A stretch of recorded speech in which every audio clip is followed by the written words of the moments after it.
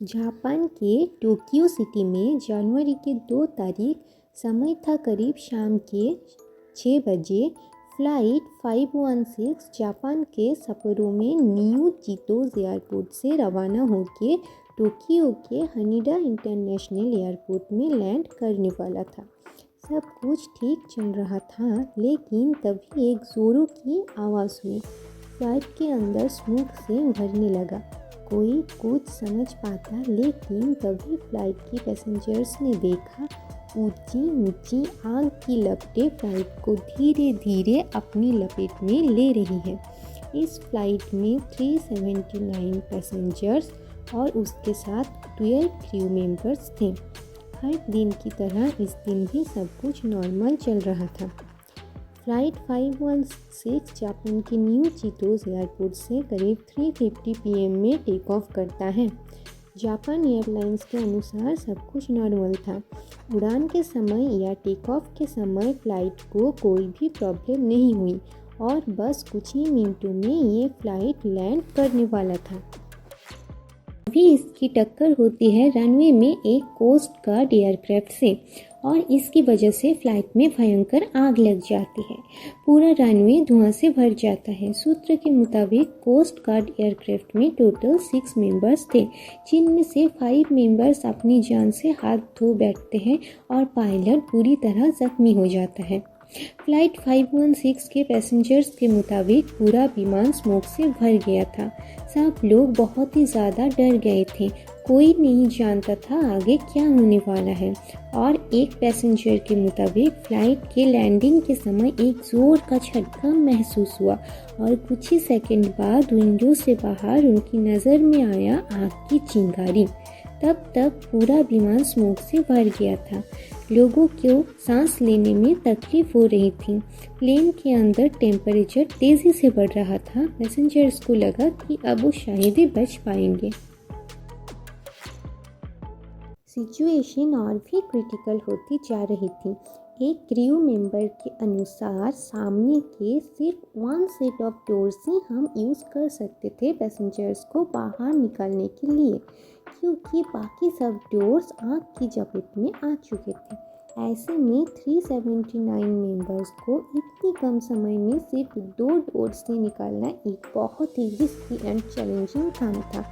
लेकिन सिर्फ कुछ ही मिनटों में क्रू मेंबर्स फ्लाइट के सभी पैसेंजर्स को सुरक्षित तरीके से बाहर निकालने में सक्षम हुए। बहुत सारे पैसेंजर्स के मुताबिक उनका सुरक्षित फ्लाइट से बाहर आना कोई मिरेकल से कम नहीं था। फाइनली क्रू मेंबर्स भी बाहर निकल आए।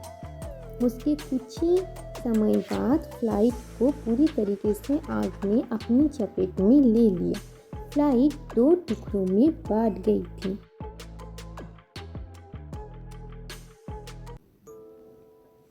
लेकिन आखिर ये आग लगी क्यों? एक ही जगह 2 फ्लाइट, एक लैंडिंग और एक टेक ऑफ के लिए कैसे पहुंचा? और इतनी कम समय में इतने सारे पैसेंजर्स को बाहर निकालना कैसे पॉसिबल हुआ? आइए जानते हैं।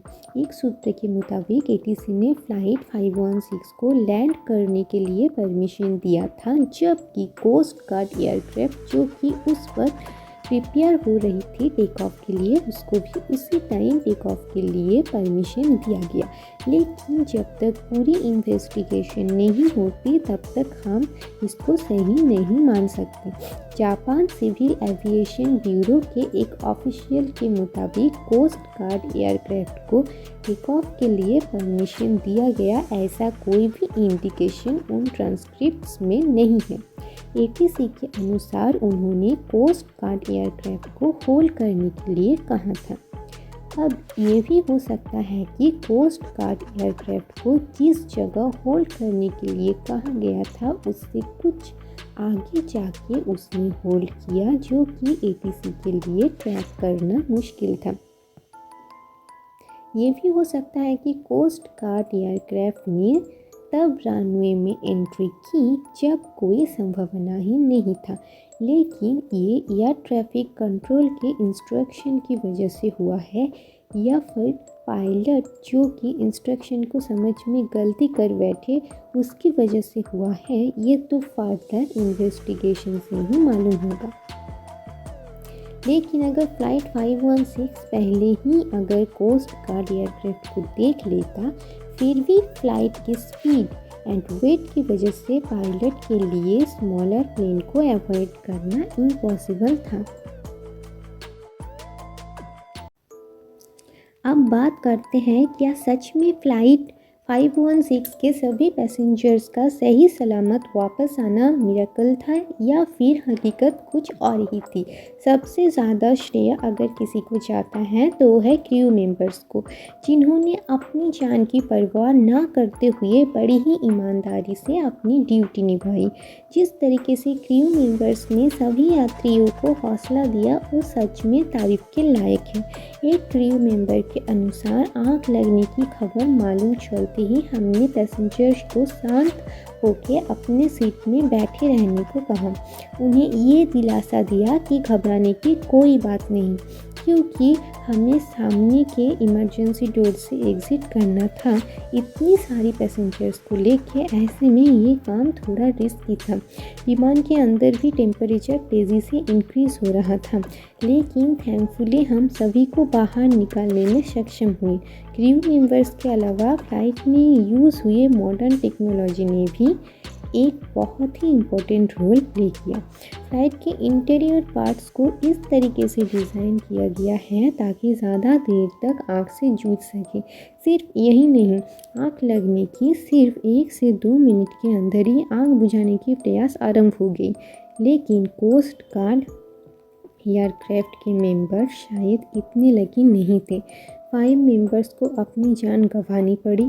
उधर 7 से 8 घंटे की प्रयास के बाद फ़्लाइट 516 की आग पूरी तरह बुझ चुकी थी, लेकिन तब तक ये फ़्लाइट राख में बदल गई।